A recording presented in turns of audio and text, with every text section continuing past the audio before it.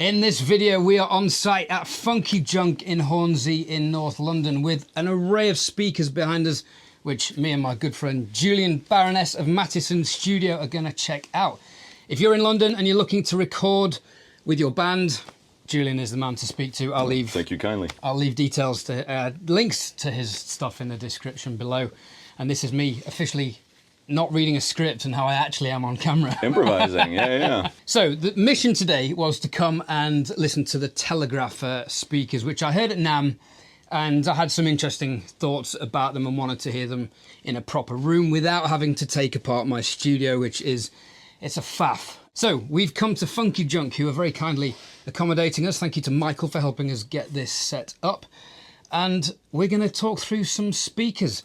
What did you want to hear today? Well, some ATCs, which is great. We have a couple, and then Telegraphers, because I'd never heard them before. And some heads as well, because I'd heard the Type 20s you had, so I wanted something kind of similar that I might have been used to balance that off from. So I think we're all set. And maybe some bigger ATCs as well. We got some 150s as mains, and they're quite imposing, I gotta say. All right, I'll give you a quick walkthrough of the gear, and then we'll give some honest reactions to the speakers that we're hearing. Let's roll. Do it. So we're not using the console that we have, but we are going through this monitor controller. This Palmer switcher, yeah. There's a few nice pieces down here. I really want to try this retro, but that's not going to happen today. And what we're going through is the Apollo 16 Gen 2 for the conversion. That is feeding a Telegrapher Elephant subwoofer, which is a beast. That is a £5,000 analog subwoofer down at the back. And we can bypass that, but that is also, if we want, set up with all the speakers. So, number one, we have the ATC SCM25 Mark IIs, the ATC SCM20s, the Telegrapher Gorillas, and the HEDD Type 30s, which obviously have the extra driver to the 20s that I'm used to. They are set to linearizer mode. And we have a playlist. I've got, we've changed the tracks, but I've got my Ed Thorne Tidal studio reference track playlist, which I'll also link in the description below for all you guys to listen to. There we go. And those are the things I listen to and test all the speakers on. All right, so we're going to listen to some tracks and give you our honest reaction. First up, we have the ATC SCM25s, which I've heard, well, many times in many studios, but I auditioned in my old studio 2 years ago when I did my speaker search, and these were very, very tempting, but I ended up choosing the PSIs over these, and we all know how that story went. I ended up with the Amphion 218s, and there's an update on that coming soon because I have put an addition into the studio which is making those sound even better. But I know the ATCs, you know the ATCs, you've worked on them a lot. Yeah. They are classic speakers for recording. And we're going to lose the ad revenue for this video.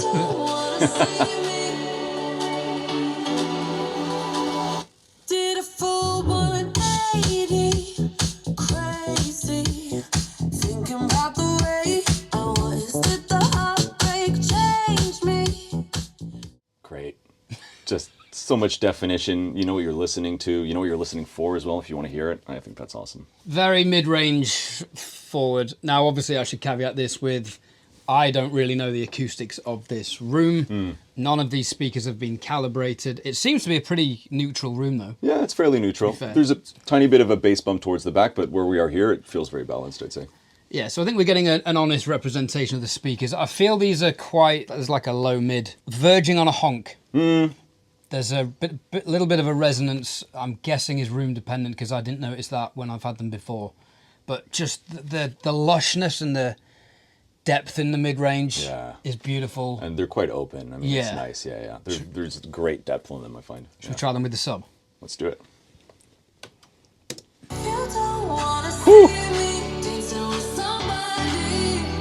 That helps, doesn't it? Oh, wow, yeah.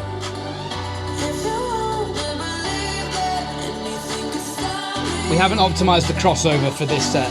Don't show up, don't come out. Don't start caring about me now. Walk away.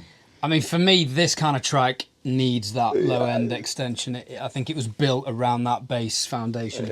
as soon as you put that sub on, it's like a party all of a sudden, you know. That's wicked. Yeah. Yeah, yeah. Let's move to the 20s.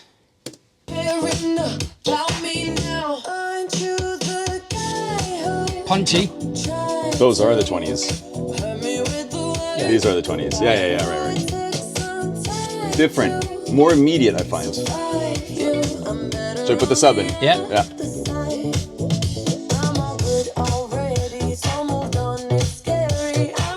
Okay, that's really interesting.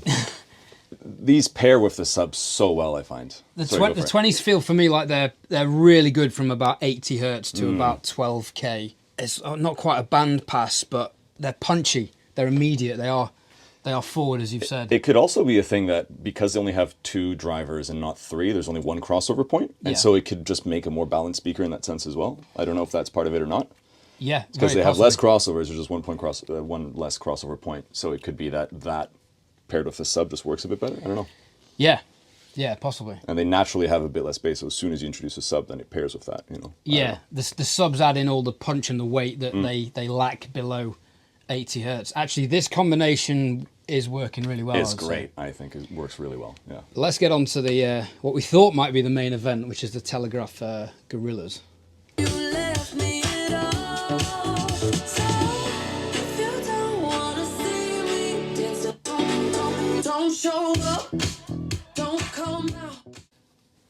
Interesting. It's a good speaker, but for me it sounds very flavored.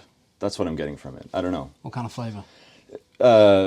Like it's trying to make the music sound perhaps better than it would sound otherwise.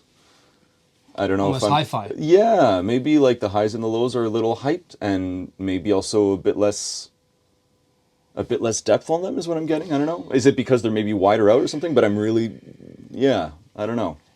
I feel like they are quite flat. I feel like they're struggling slightly. I'm not confident they're giving me the full range, the dynamic range, particularly in drums.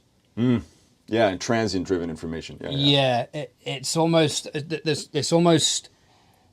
don't want to say it's too controlled. If we put the ATCs back on, there's something, you can almost feel the size of the drums more. They're not just... No, and same thing with ambient, same thing with reverbs. Everything here feels just a little bit closer together, whereas on the ATCs you can really hear what's in front of you and what's behind in the mix. Yeah. That becomes quite apparent, I find. Yeah. Let's try these with the sub, though, because these are meant to go with this elephant sub. Yeah, absolutely. That got big. Wow. Without the sub. There's something in that kick transient that's a bit... It pairs nicely with the sub, but yeah, there's something about the immediacy of them. For a closed back design that doesn't have a port, I would expect them to be more immediate. So I'm assuming it's got to be the drivers that are doing that. I don't know. Because they're all analog, you said, right? Yes. So there's no DSP in them. It's just, as far it's as coming I'm aware, at you. Okay. All analog, yeah. There's something in that kick that's just... And if you put the sub in, it alleviates that slightly, as a good sub will. It'll alleviate the energy in the low end and the low mids on the speakers. What I was concerned about at the NAMM show was there was some... I wasn't sure if I was hearing distortion in the upper mid-range. Are you hearing that? I feel like the speaker's on the edge. Maybe that's what, when we're saying it's flat, it could be that like the cones are not really reproducing. They're maybe struggling a bit to reproduce stuff, and that's what's making it flat. And so it could be seen as some kind of distortion or something. It's possible. I don't feel like there's front to back depth. There's enough. There's nice plane. Ultimately, it's not a bad speaker, but yeah, it's not conveying that sense of depth as much as the ATCs, definitely. Yeah. Yeah. All right, let's go to the HEADD Type 30s. I believe that anything could stop me. Phantom center's good. Even this wide apart. Actually, and another thing, for a ported system, they are still quite immediate, I notice. They're very, like, the music that's here is here, and the stuff that's back there is a bit more back there. They have, I'd say, a bit more depth than the Telegraph has. I don't know if they have as much as the ATCs, but it's... Well, interesting with the heads. So for you guys watching, the linearizer is on the heads, which is their DSP-based phase alignment tool, which does make a difference. And the LFE mode is on, so it's delivering more bass extension while sacrificing overall SPL. And I have noticed that the guys at the studio have got these turned up to full volume, possibly to compensate for that. I never really drove my heads that hard, but these don't feel like they don't sound like they're struggling or anything. Yeah. No, they sound fine. I mean, they are literally the same sonic signature as the Type 20s, just a bit broader and a bit bigger. For me, what I recognise on the Type 20s, and I mentioned this in my Mum's 6 review when I'd heard the Alcon M5s and M10s, the Alcons have this incredible front to back depth that you can measure in meters. It's insane. And the Mums have this as well, not quite as much, but definitely a more realistic version of that. The ATCs have it, but not quite to the extent the Mums have.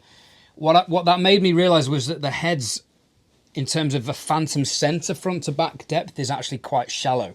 But where the heads excel is the stereo depth, the wraparound. So they feel deeper than the Telegraphers, I think, because of that stereo depth wrapping around everything. Whereas the Telegraphers just feel like they've got the same depth plane all the way across the centre and the stereo imaging. Let's try the heads with the sub.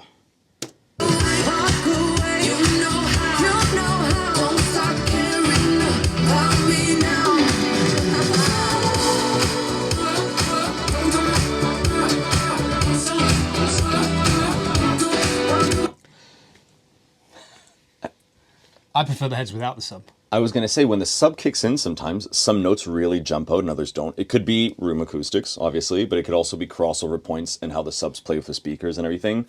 It's just a bit more inconsistent with the sub, I find. Yeah. You know? Yeah. Here we go.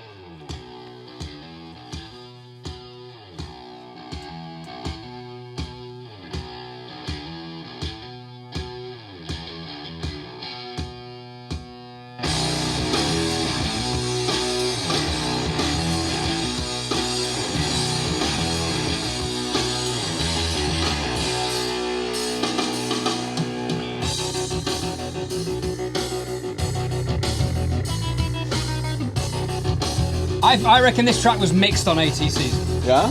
Okay.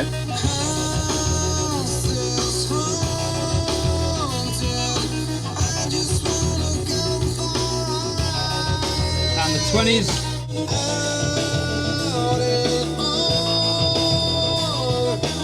We've lost that snare weight though, haven't we? Yeah. Again, I think it's 2 drivers. It's a 2-way instead of 3. 25s. The ring, the snare definition is very different here.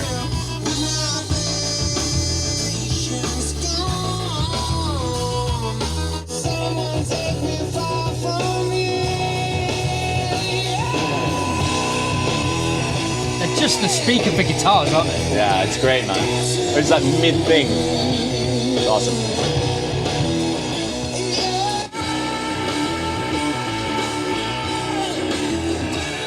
Are you hearing that? We're both hearing the same thing right now. Like that high mid-range thing is just flattened, kind of thing. What's happening? Do you think that's distortion? What is it? It's hard to tell with those kind of distorted guitars. Yeah. What I'm hearing there is just how scooped the Telegraphers feel, and this kind of track doesn't work. What I've found on all my speaker tests is different tracks work better with different speakers, and you've got to find a speaker that works on average best with as many different tracks as possible, which is, for me, is the Amphions. But this track lends itself to the ATCs. Guitar-driven track, classical stuff, ATCs. The Telegraphers feel like they want to, it's more EDM, dance. It's kind of like a modern point source PA system.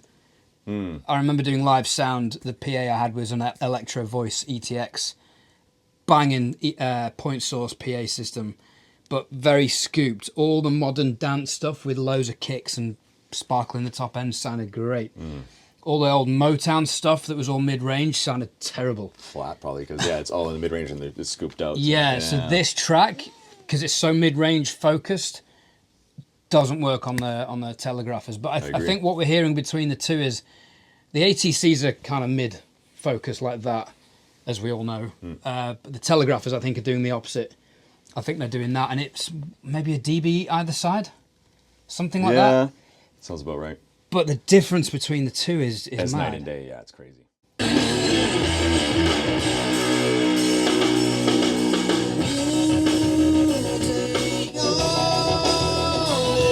That sounds right to me. Yeah.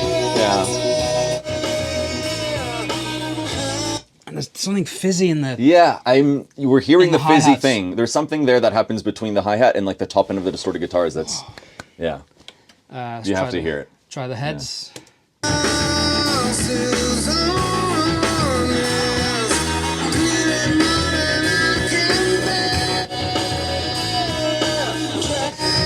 Oh, so the hi-hats on the heads feel they're not brittle. They're verging on harsh, but they're also somehow slightly lush at the same time. The AMT tweeter does reproduce hi-hats quite well. I don't hear it on the ATCs, but on the heads, I feel like there's something happening where there's like an absence of low mid-range in this song. Could just be the song, but I'm getting some bass and some mid-range, but some of that body, like 250 to 500, feels like it's lacking from the heads a little bit. In this song, I notice. Do you feel like it's upper mid-range focused rather than maybe the that ATCs could are be very low mid? Yeah, it could be that. range It could be that as well. Yeah. Yeah. One more song, and then we'll treat ourselves and listen To the 150s. 150s Oh, that yeah. sound amazing. Amazing. What do you feel like? This will separate the boys from the men. Well, that's pretty good from the heads. Yeah. I'm not shy for the This low will be end. the test. I'm back like I never left. In this motherfucker spitting rhymes to my last breath. Snoop Dogg in the building. Good stress test. Line 'em up, barbershop, say them all. Watching the game from the I feel like that's expanding up here, around the back of us. It's like you said, that stereo image is very wide. Definitely get that. Snoop Dogg, CEO. Proceed to capitalize. I'm back with my guys slapping the fire. The front to back is so shallow in the middle. This is gangsta funk. Take your risk, With the sub. get what you want. Fuck with this, I think you won't. No. Oh, we're gonna have to take that off. It's getting chilly. I didn't really wanna fuck him up or slap him silly. So I ran that bitch ass nigga about the city. Back up in this motherfucker, tell me how you feel now. Oh, either you're fake or you're plastic. Again, it works. Keep it real now. Weirdly. That's just, How many niggas I you mean- shot? How much money you got? Do you really post up on the block? I reckon, a good crossover point of the 20s. Get my means by any means necessary. I'm on my shit. Only boss niggas that I'm with. Still no talking for my bitch. Slick nigga, but don't slick. Whoa. Ooh. Oh my god. So there's something in the kick drum on this track that is making, I think, the sub crap out. Probably like a different crossover point you'd have to do that for this tune, because that's overwhelming. Yeah. So the beauty of this playlist, which Amazing. I've compiled over about 3 or 4 years, there's something in every track that I'm listening out for. Here's another great track that really separates the big speakers from the baby speakers. The kick in this, Stupid Love by Lady Gaga, this has sounded best on the PMC 6s. Okay. Because they've got this ridiculously sharp transient ability in the low end.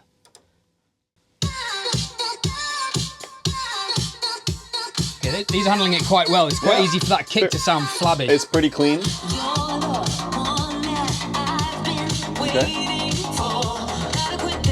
Way. That's nice. That works. Wow. I just love that for some reason.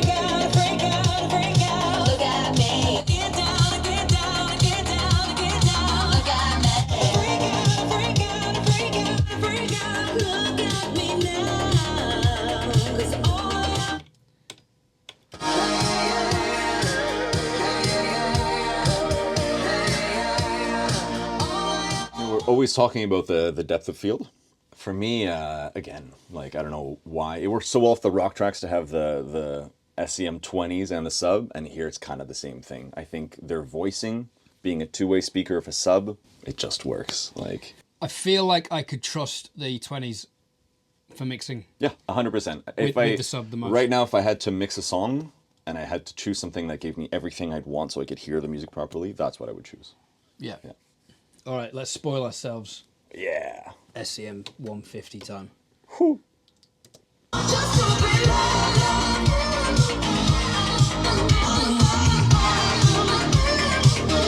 Yeah. You need to stand for this. Time to free me from the chain. I got Yeah, need some height as well to hear that top end. They have so much natural low end. They're so big in the low end that I don't really think the sub is necessarily helping them. Maybe at a very specific crossover point it could be good, but otherwise. I like the sub. Yeah. I mean, these are 15-inch cones. Yeah. They're pretty big, so they're obviously a bit slower. They're not quite as fast. Bigger the driver, the slower the response. The response, yeah. You've And they're ported as well. You've got to get so much power in a driver to get big cones to move efficiently. You know, that's where I feel the heads do quite well. I think they've got quite a fast low end. Right, I thought that was an interesting test. Let us know your thoughts in the comments. I've left links to Julien's website and studio. Julien is a wonderful producer, artist, developer, mix engineer, thanks, and you know, multi-talented musician and performer, all in one, and a good guy. Oh, thanks, man. Thank you, Funky Junk, for hosting us. Thank you, ATC, Telegrapher, and HEADD. Lots of love for all these speakers. It's just a matter of what works for you. If you are looking for speakers, as always, although this is fun, speak to your local distributor. Try and get these speakers in your room, because these will sound different in every room you put them in. Put them in your room, calibrate them, test if they can handle additional SPL for room correction or not, because that's a big thing. I'm not confident the Telegraphers are going to take any room correction. They feel so on the limit. And that's a big thing. If you have a null and you need to fill it, you've got to put SPL into it. If it's a one-dimensional null, if it's a three-dimensional null, you're going to have problems. That's for another video. Right, on that acoustic bombshell, I've been Ed Thorne. This has been Julien Baroness. Thank you very much for your time. Good to see you. Thank you. See you on the next one. Take care.